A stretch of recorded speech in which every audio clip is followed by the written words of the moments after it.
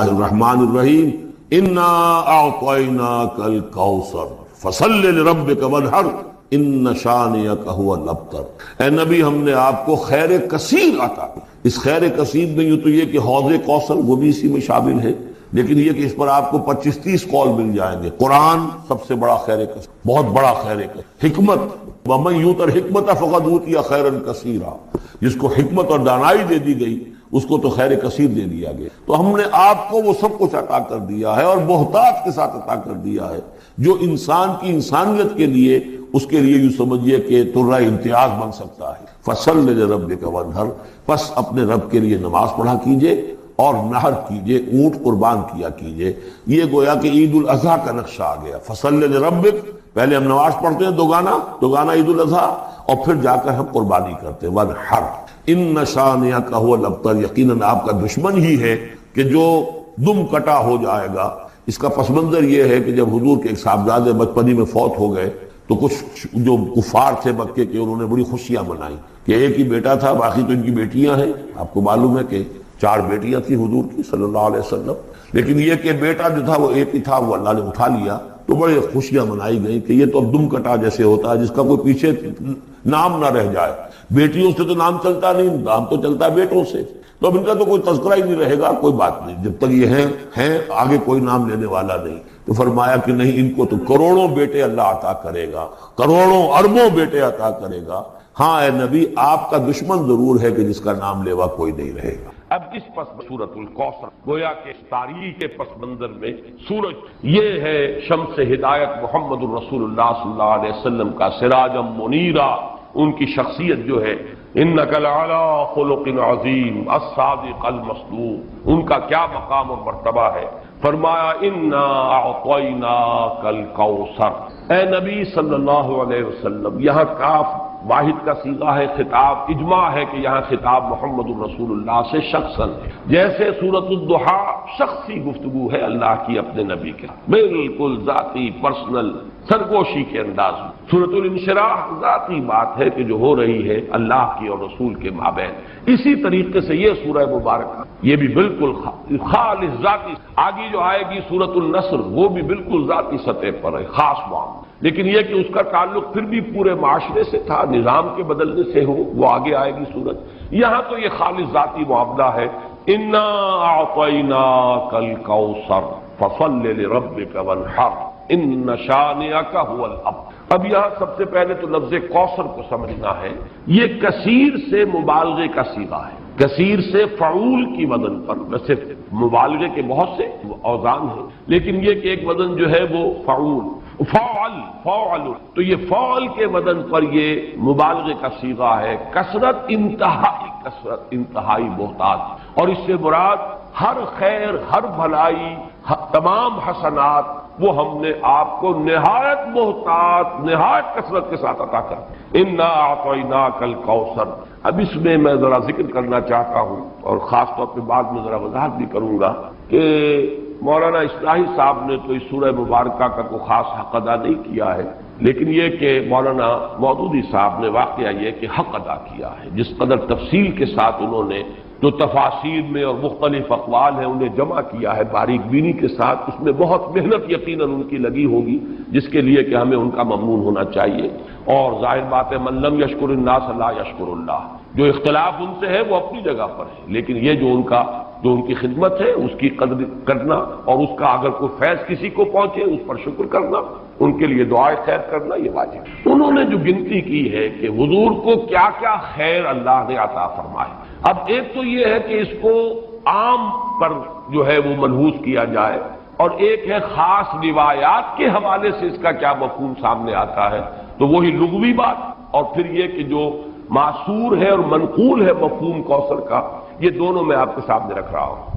سب سے پہلی شے جو اللہ نے محمد الرسول اللہ کو کثرت سے عطا فرمائی وہ اخلاق حسنہ، اس لیے کہ دوسری ہی وحی میں فرمایا وَإِنَّكَ لَعَلَىٰ خُلُقٍ عَظِيمٍ، جس کا لوہا جو ہے وہ خود کفار قریش نے مانا الصادق الامین۔ ابو جہل بھی یہ نہیں کہہ سکا کہ محمد نے کبھی جھوٹ بولا، صاف مانا اس نے صلی اللہ علیہ وسلم کہ انہوں نے کبھی جھوٹ نہیں بولا۔ پھر یہ کہ سب سے بڑا خیر نبوت اور رسالت، نبوت رسالت رحمت ہے، اور رحمت للعالمین بنا کر محمد الرسول اللہ صلی اللہ علیہ وسلم بھیجے گئے۔ تو یہ خیر کثیر، یہ خیر جو ہے نبوت اور رحمت، یہ اپنے منطقی انتہا کو پہنچی ہے، اپنے تکمیلی مرتبے کو پہنچی ہے محمد الرسول اللہ صلی اللہ علیہ وسلم کی شخصیت مبارکہ میں۔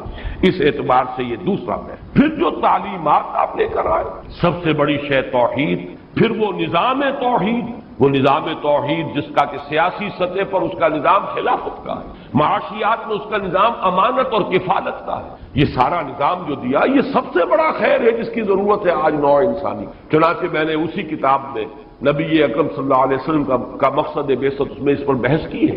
آج کی انسان کو، آج کی انسانیت کو جو انفرادی اخلاق ہیں، شخصی انسان کی انفرادی سیرت و کردار، اس کی اتنی زیادہ ضرورت نہیں ہے، اور اس میں کوئی نئی چیز نہیں تھے جو محمد لے کر آئے ہو صلی اللہ علیہ وسلم۔ صداقت، امانت، ایفاء عہد۔ حضرت اسماعیل کے بارے میں آیت آپ کو سنا چکا، کانا صادق الوعد، وعدے کا پورا کرنے والا، جس نے اپنی گردن رکھ دی، چلائیے ابا جان چھری چلائیے، وعدہ کیا تھا ستجدنی انشاءاللہ صابرا، اور پھر گردن ٹکا دی زمین پر، چلائیے چھری اگر آپ پروردگار کا حکم۔ صداقت میں، امانت میں، زہد میں، اللہ تعالیٰ کی طرف رجوع میں، حنانا من لدنا وزکاۃ وکان تقیہ، یہ حضرت یحییٰ کی شان۔ البتہ محمد الرسول اللہ صلی اللہ علیہ وسلم نے ایک طرف تو تمام ان اخلاق حسنہ کا گلدستہ اپنی شخصیت میں پیش کیا، ایک تو جامعیت کبریٰ ہے، ورنہ تمام انفرادی اقدار جو ہے وہ تو اس سے پہلے مکمل ہو چکی تھی، البتہ سب کو متوازن شکل میں جمع کر دینا، زہد بھی ہو اور ادائے حقوق بھی ہو، دنیا میں رہیں بھی اور پھر یہ کہ دنیا سے لو نہ لگے، شادیاں بھی کریں لیکن یہ ہے کہ اللہ تعالیٰ کی بندگی کے اندر اس سے کہیں کوئی کمی نہ آئے۔ یہ ہے اصل میں کہ جو حضور کا ذاتی سطح پر جو آپ کی کنٹریبیوشن، لیکن اس سے بھی آگے بڑھ کر آپ نے اجتماعی اخلاق اور اجتماعی نظام دیا ہے۔ آج کے انسان کو سب سے بڑی ضرورت اس کی، جب تک نظام عادلانہ نہیں ہے، نظام صحیح نہیں ہے، نظام منصفانہ نہیں ہے، تو ظاہر بات ہے کہ اس کے نیچے اگر ایک ظالمانہ نظام کے نیچے ایک بڑا نیک شخص زندگی گزار رہا ہے تو اس کی انفرادی نیکی اس ظالمانہ نظام کی تقویت کا سبب بن جاتی ہے۔ جیسا کہ میں نے ابھی ایک نقطہ بیان کیا تھا جنا ہال میں، تو سب لوگوں نے اس کو محسوس کیا، ایک دم چوک سے گئے۔ ظالمانہ نظام ہے، جاگیرداری اور سود خوری اور حرام خوری سے دولت کے انبار جمع کیے ہوئے ہیں۔ اس میں اگر آپ کوئی بڑا اچھا قانون بنا دے، 12ویں ترمیم بھی لے آئے، اگر چوری کا، ڈکیتی کا خاتمہ ہو جائے تو فائدہ کس کو پہنچے گا؟ ان دولت مندوں کی دولت محفوظ ہو گئی نا، ان حرام خوروں کا جو کچھ دولت کا انبار ہے وہ محفوظ ہوگا نا۔ تو معلوم ہوا بہترین قانون غلط نظام کے تحت تو در حقیقت اس نظام کو قائم رکھنے اور اس کی تقویت کا ذریعہ بنتا ہے۔ تو معلوم ہوا کہ اصل شے نظام، قانون سب سرو کرتا ہے نظام، قانون کسی نظام کو چلانے کا ذریعہ بنتا ہے۔ تو اگر نظام ہی غلط ہو تو صحیح ترین قانون بھی در حقیقت ایک نظام، غلط نظام کو چلانے کا اور تقویت دینے کا ذریعہ بن جائے گا۔ تو سب سے بڑا خیر جو عطا کیا ہے، جس کے بارے میں اقبال کے وہ 2 اشعار بڑے قیم، ہر کجا بینی جہان رنگ و بو، آنکھ از خاکش برویا دارزو، یا ز نور مصطفیٰ اورا بہاس، یا ہنوز اندر تلاش مصطفیٰ۔ وہ خیر جو محمد نے دیا تھا صلی اللہ علیہ وسلم، یا تو اسی سے لوگوں نے کچھ مستعار لیا ہوا ہے، اور یا یہ کہ ابھی اس خیر کے لیے، اس خیر کثیر کی طرف نوع انسانی جو ہے اس کی تلاش میں سرگرداں ہے۔ پھر آپ کو جو خیر کثیر دیا، رفعنا لک ذکرک، آپ کا ذکر بلند کیا، آپ کو اتنی بڑی امت دی گئی، ایسے جانثار صحابہ دیے گئے۔ ذرا تقابل کیجئے، کہاں موسیٰ کے ساتھی تھے کہ جب کہا گیا کہ جنگ کے لیے میدان میں آؤ، فاذهب انت وربك فقاتلا انا هاهنا قاعدون، یہ کہہ کر بیٹھ گئے۔ اور کہاں محمد کے ساتھی ہیں صلی اللہ علیہ وسلم، جہاں آپ کا پسینہ گرا وہاں اپنی خون کی ندیاں بہا، یہ محمد کے ساتھی ہیں۔ ایسے جانثار، ایسے اعوان و انصار، ایسے خلفاء، ابو بکر اور عمر اور عثمان اور علی جیسے خلفاء رضی اللہ تعالیٰ عنہم اجمعین۔ پھر امت، کتنی بڑی امت، کتنے اولیاء اللہ، کتنے صلحاء، کتنے اتقیاء، کیسے کیسے علماء، کیسے کیسے مجددین امت۔ تو واقعہ یہ ہے کہ ہم نے آپ کو خیر کثیر عطا فرمایا۔ پھر اگرچہ اولاد نرینہ تو نہیں تھی، یہ بھی اللہ کی اپنی ہی کوئی حکمت ہے، اس پر کبھی میں نے گفتگو کی بھی ہے لیکن اس وقت اس کا موقع نہیں ہے، لیکن یہ کہ آپ کی صاحبزادی حضرت فاطمہ سے جو اولاد آپ کو حسنی اور حسینی سید کتنی تعداد میں آج دنیا میں موجود، ان میں کیسی کیسی شخصیتیں، حسنین حضرت حسن حضرت حسین رضی اللہ تعالی عنہما، پھر بڑے بڑے مجاہدین کبار ان میں اٹھے، حضرت حسن زکیہ اور حضرت زید سے لے کر خود سید احمد بریلوی رحمت اللہ علیہ، یہ کون تھے؟ انہیں اسی خاندان سادات میں۔ تو معلوم یہ ہوا کہ جہاں تک آپ کی اولاد کا تعلق ہے، روحانی اولاد، اور پھر یہ کہ یہ اولاد جو آپ کی بیٹی سے اگرچہ حضرت فاطمہ سے چلی ہے، لیکن یہ کہ اس میں بھی کوئی کمی کا معاملہ نہیں۔ تو یہ تو 5 چیزیں وہ ہیں کہ جو اگر لفظ کوثر کو اس کے لغوی مفہوم پر رکھا جائے تو یہ 5 مفاہیم ہیں۔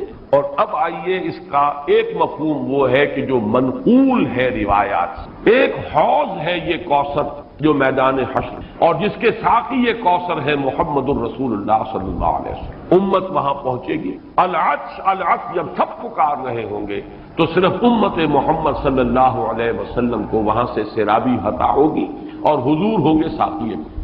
دوسری روایات میں یہ آتا ہے کہ یہ جنت کی نہر ہے کوثر، اور معلوم یہ ہوتا ہے کہ اسی نہر کا پانی ہے کہ جو میدان حشر کے اندر اس حوض کے اندر جمع ہوگا۔ اس میں مولانا مودودی صاحب نے اپنی اس تفہیم میں بڑی تفصیل سے وہ روایات درج کی ہے، میں صرف چند ان میں سے آپ کو سنا رہا ہوں۔ مسلم شریف کی روایت ہے کوثر کے بارے میں، حضور نے فرمایا ہوا حوض ترد علیہ امتی یوم القیامہ، وہ ایک حوض ہے جس پر میری امت آ کر اترے گی۔ ورد یرد، وارد جو گھاٹ پر اترتا ہے پانی پینے کے لیے، اس کے لیے یہ لفظ آتا ہے، میری امت اس گھاٹ پر آ کر شراب۔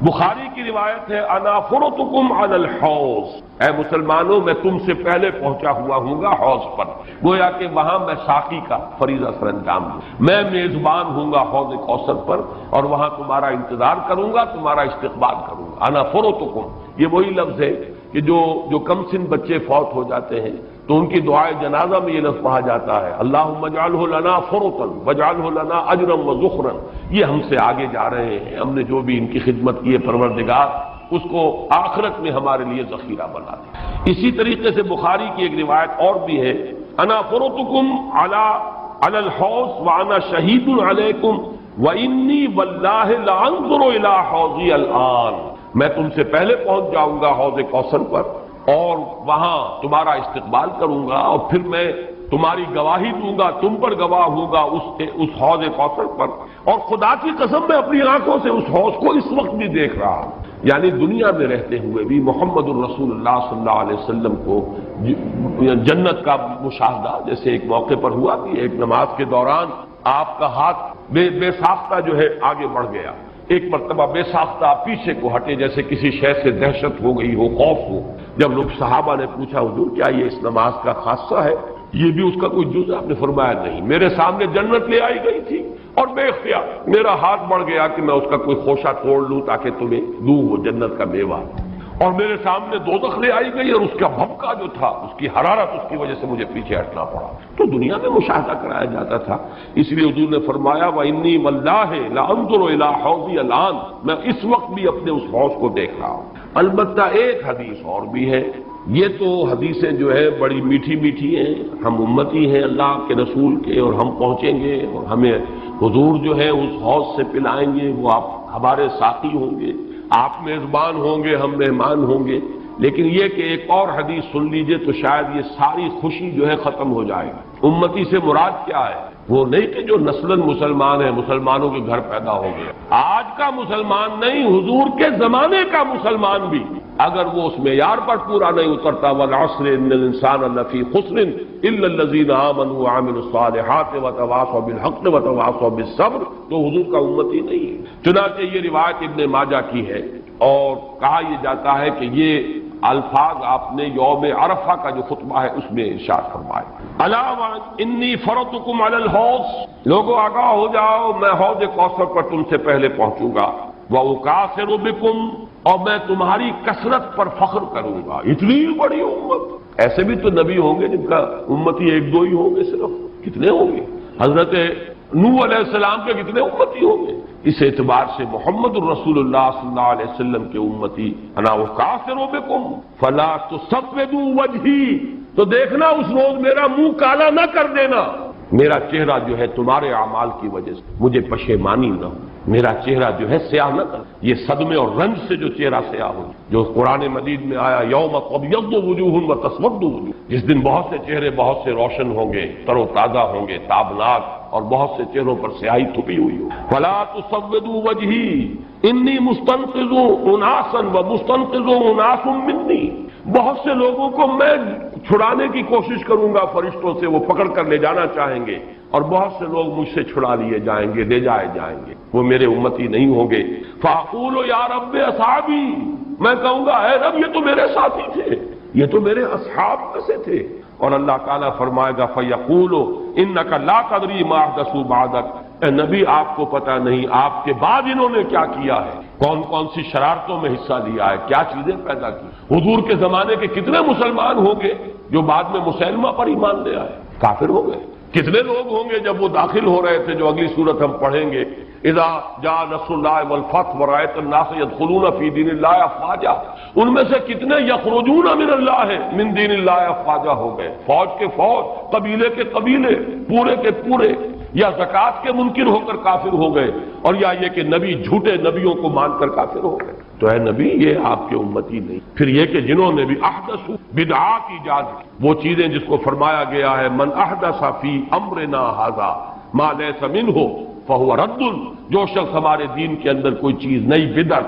نئی شے ایجاد کرے گا جو اس میں سے نہیں ہے اصلاً، وہ مردود، اور وہ شے بھی مردود۔ تو اللہ تعالی ہمیں اس انجام بد سے بچائے کہ ہم تو وہاں پر پہنچے حوض کوثر پر کہ حضور صلی اللہ علیہ وسلم کے ہم مہمان اور آپ ہمارے میزبان، اور فرشتے ہمیں کھینچ کر لے جائیں، اور حضور بھی پکارتے رہ جائیں میری امت ہے کہاں لے کر جا رہے ہو، اور آپ کو جواب ملے کہ نہیں اے نبی آپ کو معلوم نہیں، فیقول انک لا تدری ما احدثوا بعدک، اے نبی آپ کو پتہ نہیں آپ کے پیچھے کیا کرتے۔ اس سے ان لوگوں کے خیال کی بھی نفی ہو جانی چاہیے جو سمجھتے ہیں کہ ہر شے جو ہے بعد میں جو ہوئی ہے وہ حضور کے علم میں ہے، ورنہ تو یہ الفاظ کہتے ہیں آپ کو پتہ نہیں انہوں نے آپ کے بعد کیا کیا ہے۔ جو بھی اللہ بتاتا ہے، جو چیز پہنچانا چاہتا ہے پہنچتی ہے، جیسے آپ کی حیات دنیاوی کے دوران بھی جو اللہ علم دیتا تھا آپ کو علم ہو جاتا تھا، جو اللہ تعالیٰ کی طرف سے نہیں دیا گیا تو اس معاملے میں آپ بشر ہیں، انسان ہیں، بات آپ کو معلوم نہیں۔ بعد میں بھی جو چیزیں اللہ اب بھی عالم برزخ میں محمد الرسول اللہ کا جو بھی مقام ہے، جو کچھ اللہ پیش کرتا ہے پہنچاتا ہے، پہنچتی ہے بات، لیکن جو اللہ نہیں پہنچاتا حضور کے پاس اپنا کوئی اختیار نہیں ہے کہ وہ ان تمام چیزوں کو جان لے، ورنہ یہ الفاظ جو ہے کہ آپ کو نہیں معلوم انک لا تدری ما احدثوا بعدک، اپنے زمانے کے لوگوں کا بھی جو بعد میں حشر ہوا وہ اس حدیث کی روح سے ثابت ہو رہا ہے کہ حضور کو بتایا جائے گا کہ آپ کو معلوم نہیں، آپ دھوکہ نہ کھائیں کہ یہ آپ کے زمانے میں ایمان لے آئے تھے لہذا آپ کے صحابی ہیں، بعد میں جو کچھ انہوں نے کیا ہے وہ آپ کو معلوم ہے۔ بہرحال یہ ہے حوض کوثر اور وہ نہر کوثر جو حضور کو عطا فرمائی گئی۔ میں بعض روایات میں آتا ہے خاص طور پر کہ اس کی لمبائی اتنی ہوگی جتنی ایلاف جو یہ بندرگاہ ہے، جس سے کہ سن 67 کی جنگ شروع ہوئی تھی، بلاکیٹ کر دیا تھا صدر ناصر نے، تو سن 67 کی عرب اسرائیل جنگ شروع ہوئی۔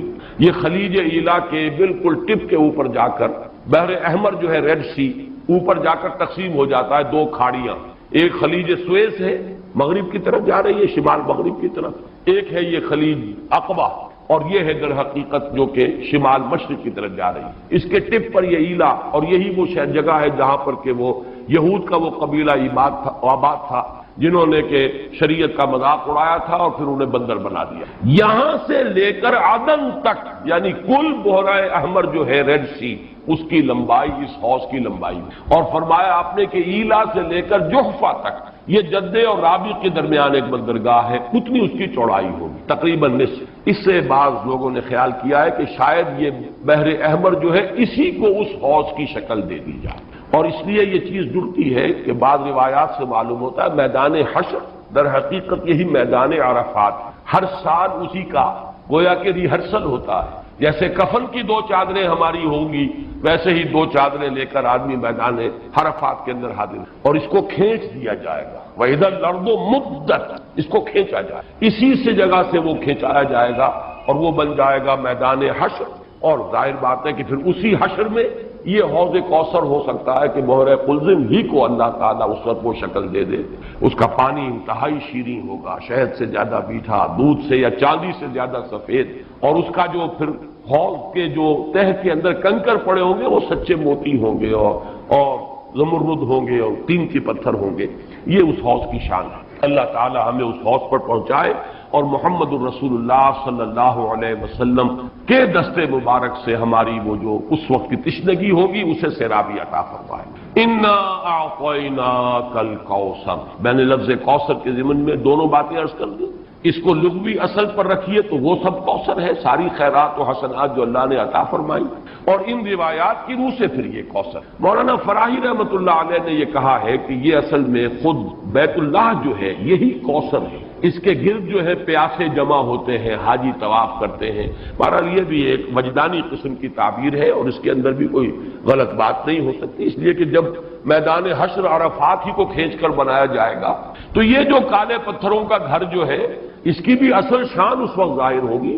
یہ بھی تو زمین پر بیت المعمور کی اصل میں علامت ہے، جو ساتویں آسمان پر والبیت المعمور، وہ بیت المعمور کی کا یہ سمبل ہے اس زمین کے اوپر جو مادی شکل میں ہمارے سامنے موجود ہے.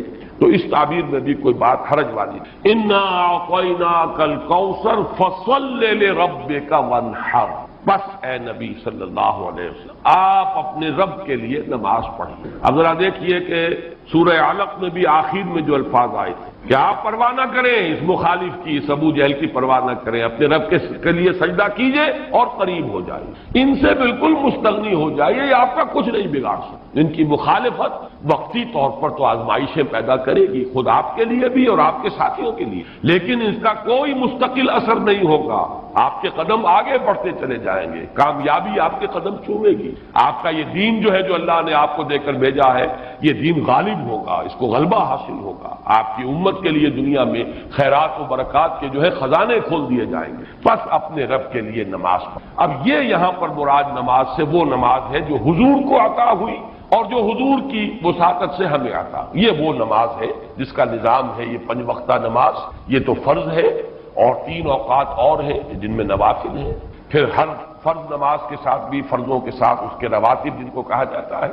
یہ نظام ہر نماز کی رکعت کی ایک ترتیب ہے، اس کے ارکان ہیں، یہ تمام اس کے اوقات ہیں، ان پابندی، اس کے قوانین، قواعد و ضوابط کا پورا لحاظ رکھتے ہوئے یہ ہے فصل لربک، اپنے رب کے لیے نماز پڑھیے، وانحر، اور اونٹ جو ہے نہر کیجیے، اللہ کی راہ میں قربانی کرتے رہیں. اس دونوں الفاظ کو جوڑ کر ایک نتیجہ نکالا ہے بعض حضرات نے کہ اس سے مراد خاص طور پر بقرعید کی نماز اور اس کے بعد جو نہر کیا جاتا ہے، آ کر قربانی دی جاتی ہے، تو یہ اس سے مراد ہے. لیکن یہ بھی میں سمجھتا ہوں کہ صرف ایک ذوقی سی بات ہے، ورنہ جو پس منظر ہے بالکل ابتدائی زمانے کی یہ صورتیں ہیں. اس وقت نہ بقرعید تھی، البتہ یہ چیزیں موجود تھیں، نماز آپ کو دے دی گئی اسی وقت. اور ظاہر بات ہے کہ جب تک آپ مکے میں رہے یقیناً آپ ہر سال حج کرتے رہے. کیسے ممکن ہے کہ آپ حج نہ کریں جب اسی کعبے کا طواف کر رہے تھے جس میں 360 بت تھے، وہیں کھڑے ہو کر نماز پڑھتے تھے اور سجدہ کرتے تھے جہاں دائیں بائیں بت رکھے تھے. تو حج کے معاملے میں تو ایسی کوئی شے تھی بھی نہیں. مینا میں جانا ہے، عرفات میں جانا ہے، مزدلفہ میں، یا جو بھی ان کا باقی رہ گیا تھا، تو ہر سال آپ حج بھی کرتے ہوں گے اور یقیناً بہت سے اونٹ آپ قربان بھی کرتے ہوں گے. آپ نے حجۃ الوداع میں 100 اونٹ نہر کیے ہیں، جن میں سے 63 اپنے دستے مبارک سے نہر فرمایا اور بقیہ 37 حضرت علی نے آپ کی طرف. 100 اونٹ، تو اس سے اندازہ کیجئے کہ جو ابتدائی دور ہے یہ صورتیں جب نازل ہو رہی ہیں اس وقت تو حضور کی جو ہے مالی حالت بھی بہت اچھی تھی. حضرت خدیجہ متمول ترین خاتون عرب کی وہ آپ کے حوالہ عقل میں تھی.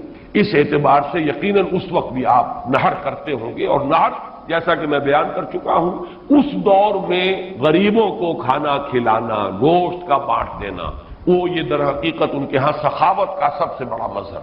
فصل لربک وانحر، تو اے نبی آپ کو شکرانے میں وہ سارا خیر کثیر جو آپ کو عطا ہوا ہے.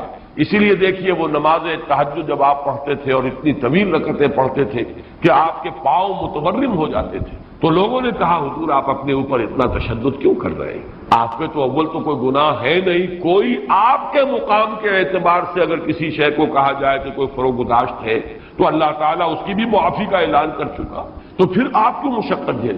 تو جواب آپ کا کیا تھا؟ افلا اکون عبدا شکورا، تو کیا میں اپنے رب کا ایک شکر گزار بندہ نہ بنوں؟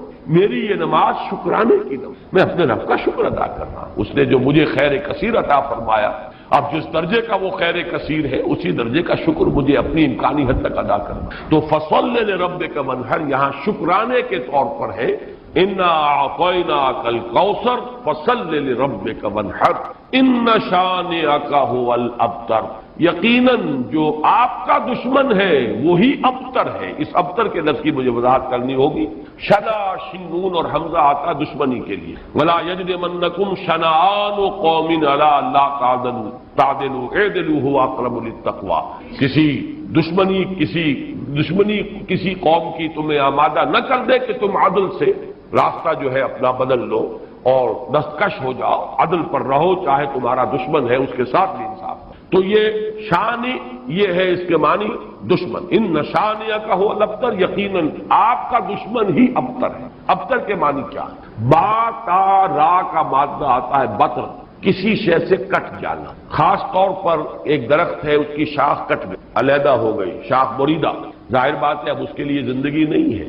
جب تک درخت سے جڑی ہوئی تھی اس کے لیے تر و تازگی تھی، وہ بڑھے گی، اس پر پھل بھی آتا اگر وہ آم کا درخت تھا۔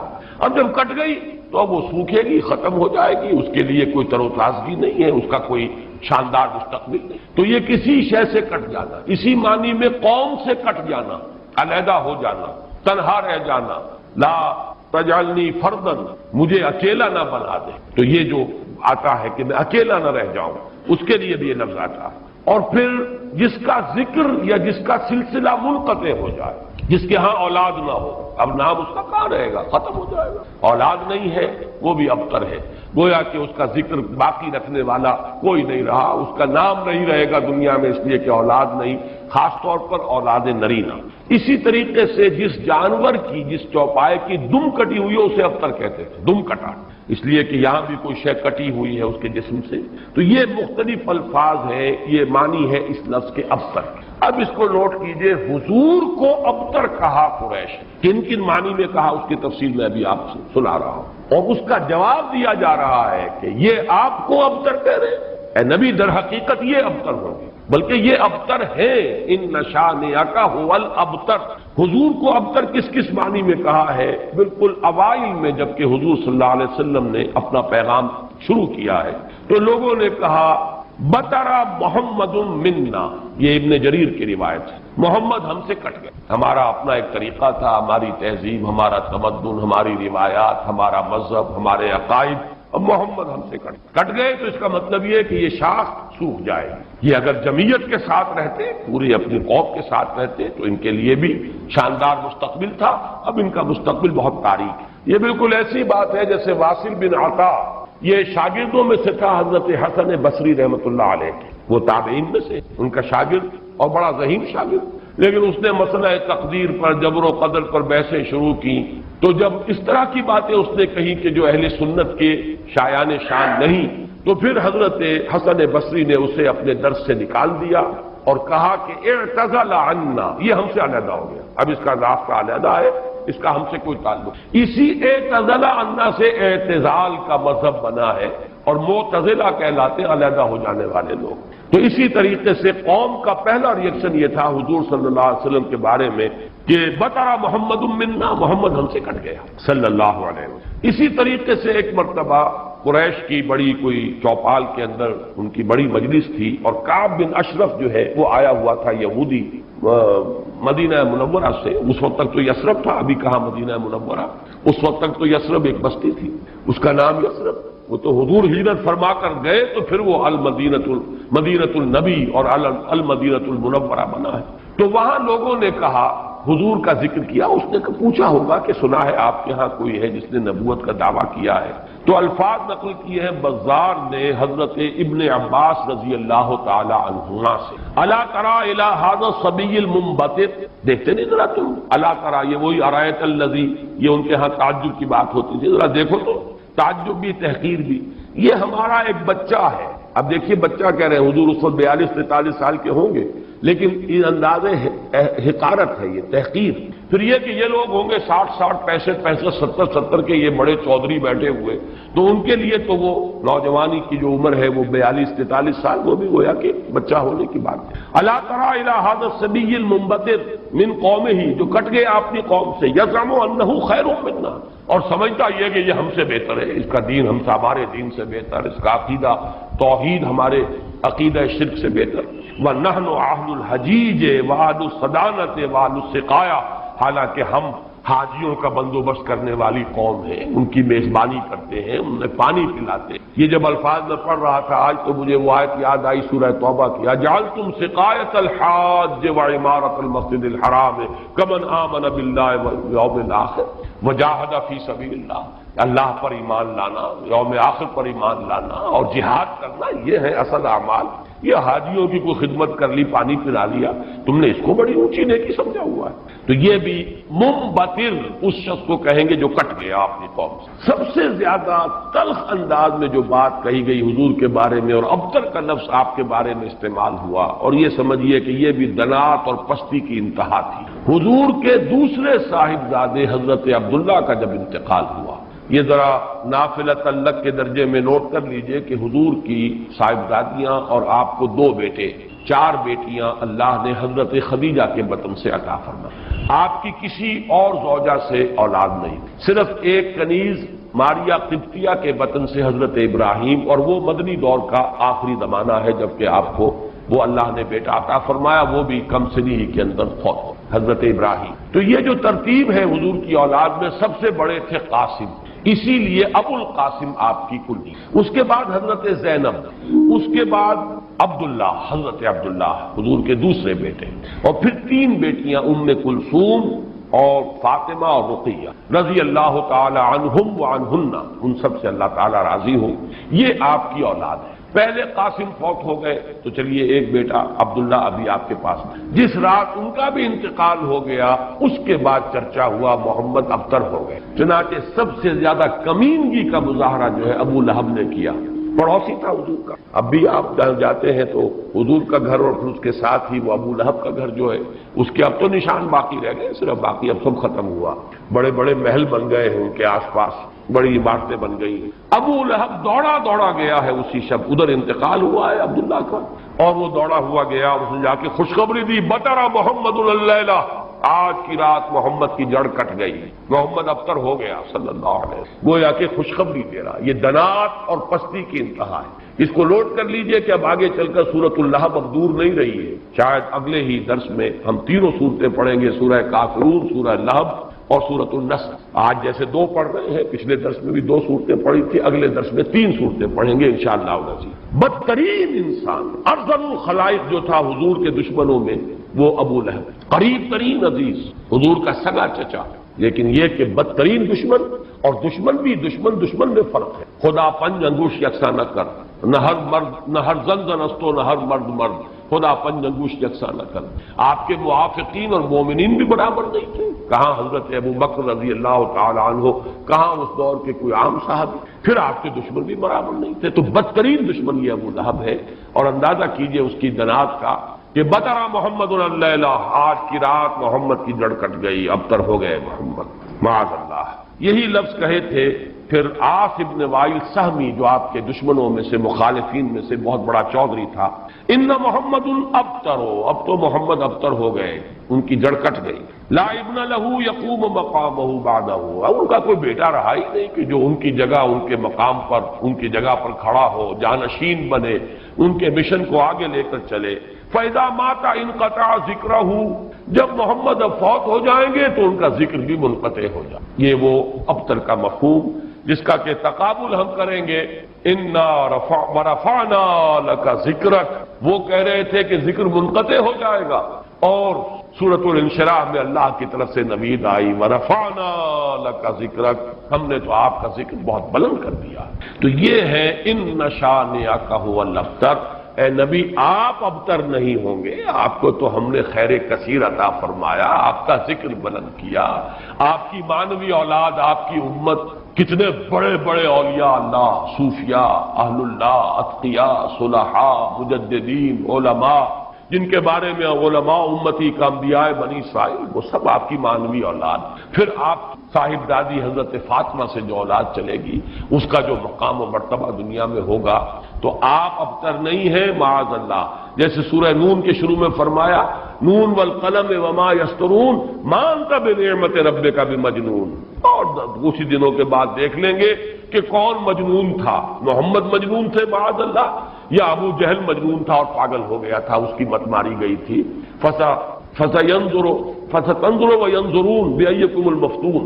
یہ میں بھول رہا ہوں آیت، آپ بھی دیکھ لیں گے اور یہ بھی دیکھ لیں گے کہ کون تھا جو کہ بچل گیا تھا اور جس کی مت ماری گئی تھی. اسی طرح یہاں فرمایا اِنَّ شَانِئَكَ هُوَ الْأَبْتَرُ. درس تو مکمل ہوا، اب ذرا بعض ضمیمیں ہیں ان کا چونکہ آئندہ کے درس سے بھی تعلق ہے. اور جیسے میں نے مولانا فراہی رحمۃ اللہ علیہ کے بارے میں اپنے پچھلے درس میں کچھ عرض کیا تھا کہ اگرچہ ان کا بہت اونچا مقام ہے میری نگاہ میں، لیکن وہ سائنٹیفک ریشنلزم سر سید کی صحبت کی وجہ سے اور ان کے زیر اثر آنے کی وجہ سے کسی نہ کسی درجے میں متاثر ہو گئے تھے، جو سورہ فیل میں انہوں نے تمام جو مفسرین اور تمام معصور جو تفسیر ہے اس کو چھوڑ کر ایک علیحدہ رائے اختیار کی. اسی طرح چند باتیں آج میں عرض کرنا چاہتا ہوں. ایک تو یہ جو صورتیں اس وقت ہم پڑھ رہے ہیں، ان میں سے تقریباً تمام صورتوں کے بارے میں مکی اور مدنی ہونے کا اختلاف موجود ہے. حالانکہ اکثر و بیشتر کے نزدیک اجماع امت اور اجماع مفسرین کے نزدیک یہ ساری صورتیں جو ابھی تک ہم نے پڑھی ہیں یہ مکی ہیں، لیکن مدنی کی روایات بھی موجود ہیں. خاص طور پر اس سورہ مبارکہ کے بارے میں تو ایک ایسی روایت ہے جو مسلم شریف میں بھی ہے، مسند احمد میں بھی ہے، سنن ابی داؤد میں بھی ہے، سنن نسائی میں بھی ہے، اور حضرت انس رضی اللہ تعالی عنہ سے مروی. حضرت انس حضور کے خادم خاص رہے مدنی دور میں.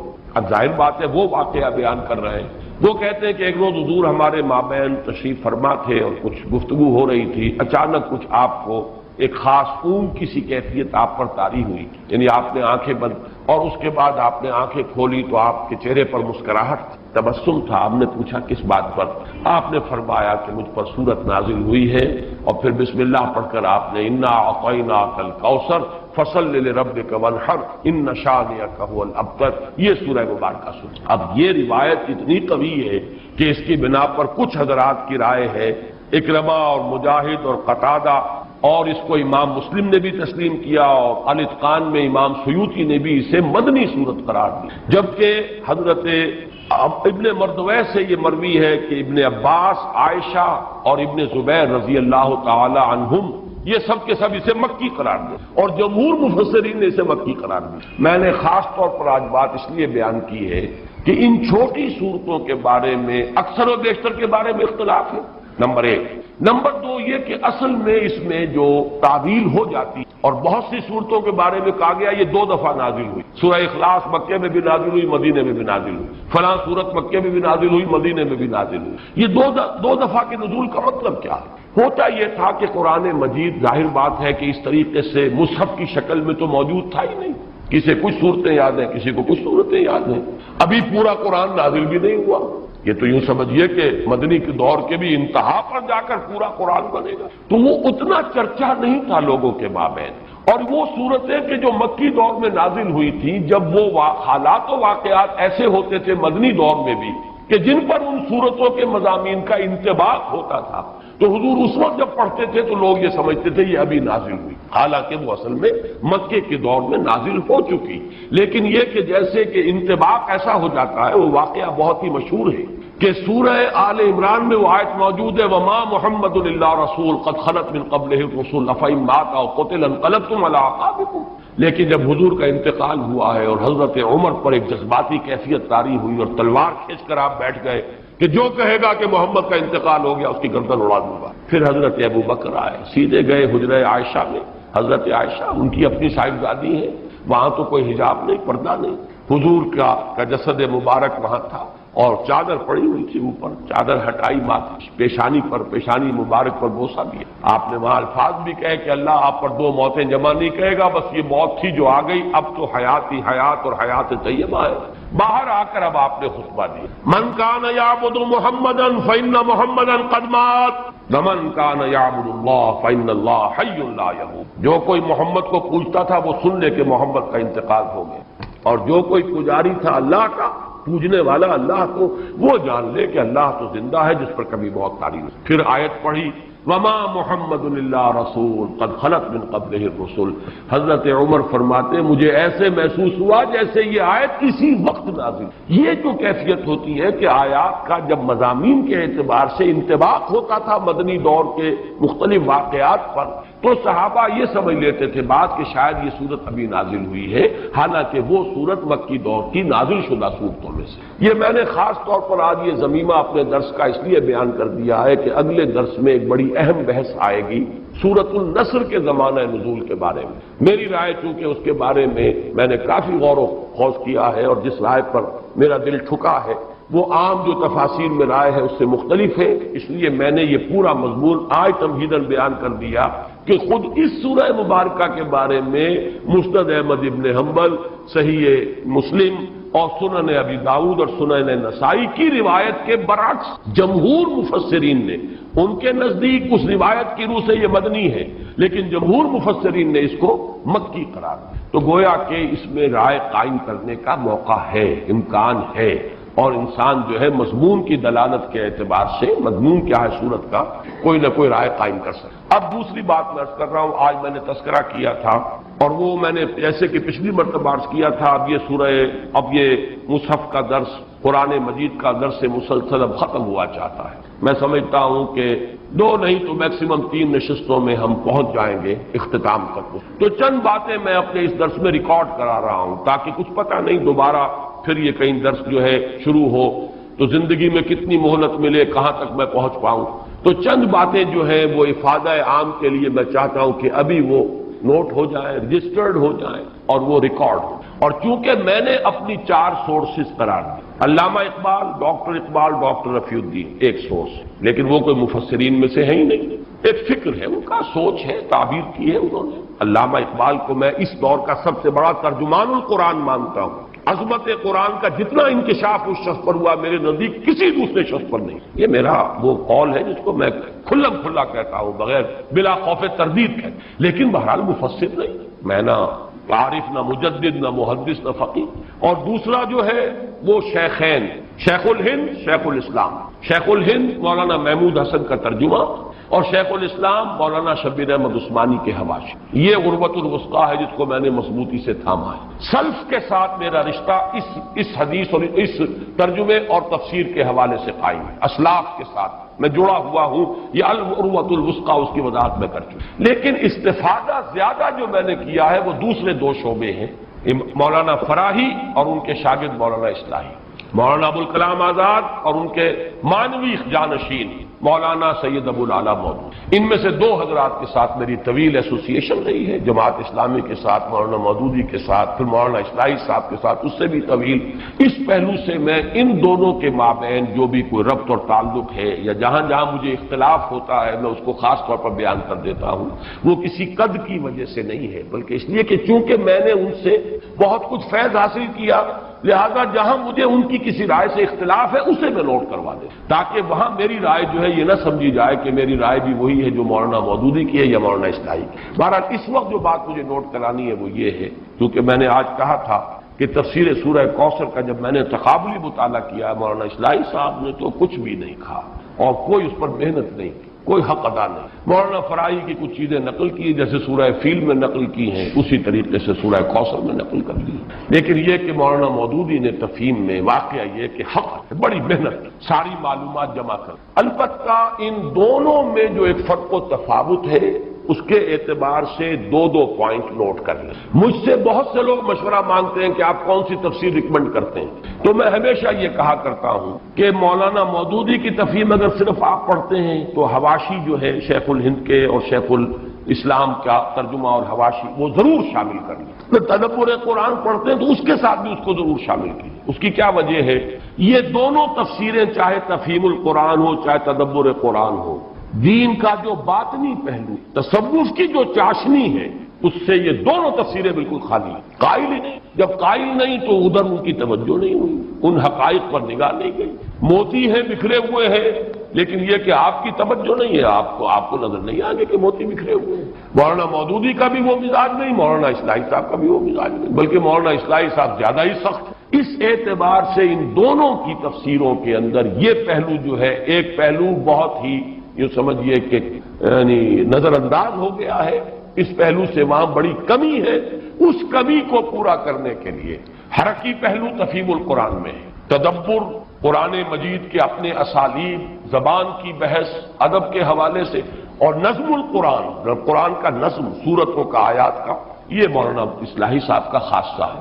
لیکن دونوں چونکہ اس سے خالی ہے، مانوی اور وہ جو روحانی مباحث ہے، تصوف کے موضوعات ہیں، لہذا اس کو تو شامل کرنا چاہیے ہر صورت، یعنی شیخ الہند کا ترجمہ اور مولانا شبیر احمد عثمانی کے حواشی۔ باقی ان دونوں کا تفہیم کا اور تدبر کے تقابل میں ایک بات نوٹ کر لیجئے، تفہیم مولانا نے لکھنی شروع کی تھی جبکہ ابھی 40 برس کے بھی نہیں تھے، یہ فروری سن 42 میں لکھنی شروع کی ہے جبکہ 38-39 برس کی عمر تھی، سن 3 میں پیدائش، تکمیل ہوئی ہے جون سن 72 میں، انتقال سن 1979 میں، یعنی یہ ان کی یوں سمجھیے کہ میچورٹی کا دور ہے پورا کا پورا۔ لیکن یہ کہ شروع میں تفہیم بہت مختصر ہے، 7.5 پارے ایک جلد میں آ گئے، حواشی بہت ہی مختصر، کوئی گہرائی نہیں، کوئی تفصیل نہیں، کوئی شدید محنت نہیں۔ البتہ جیسے جیسے آگے بڑھے ہیں جوہر کھلے ہیں، تاریخی پس منظر ہر صورت کا بہت خوبصورت بیان کی، پھر یہ کہ اقوال جو ہے ہمارے اسلاف کے انہیں جمع کرنے کی بڑی محنت کی، چنانچہ آپ دیکھیں گے کہ یہ آخری جلد جو ہے میرے نزدیک تفہیم کی آخری جلد سب سے زیادہ قیمتی۔ اس کے برعکس معاملہ اصلاحی صاحب کا ہے، اصلاحی صاحب نے سن 58 میں شروع کی تدبر قرآن جبکہ ان کی عمر اس وقت 54 برس کی، ختم کی ہے سن 1980 میں جبکہ 76 برس کے ہو چکے تھے۔ ان کے ہاں آپ کو یہ نظر آئے گا پہلی جلد ان کا ماسٹر پیس ان کا جو ہے پہلی جلد، اور پہلی جلد جو ہے یوں سمجھ لیجئے کہ تقریباً 10 سال میں لکھی ہے۔ بعد میں معلوم ہوا ہے کہ وہ جلدی کے اندر اور وہ محنت نہیں کر سکے ہیں، پھر جیسا کہ آخری صورت کی جو آخری پارے کی صورتوں میں آ کر تو مجھے شدید مایوسی ہوئی، جو وہ پہلو ہے مستقل تصوف کے اور باطنی اور ایمانی حقائق، وہ تو خیر پورے ہی اس تدبر قرآن کے پورے سلسلے کے اندر وہ ڈیفیشنسی ہے، لیکن آخری جلد پر آ کر تو مجھے بہت مایوسی ہوئی ہے، معلوم ہوتا ہے بس تیزی سے مکمل کرنے کا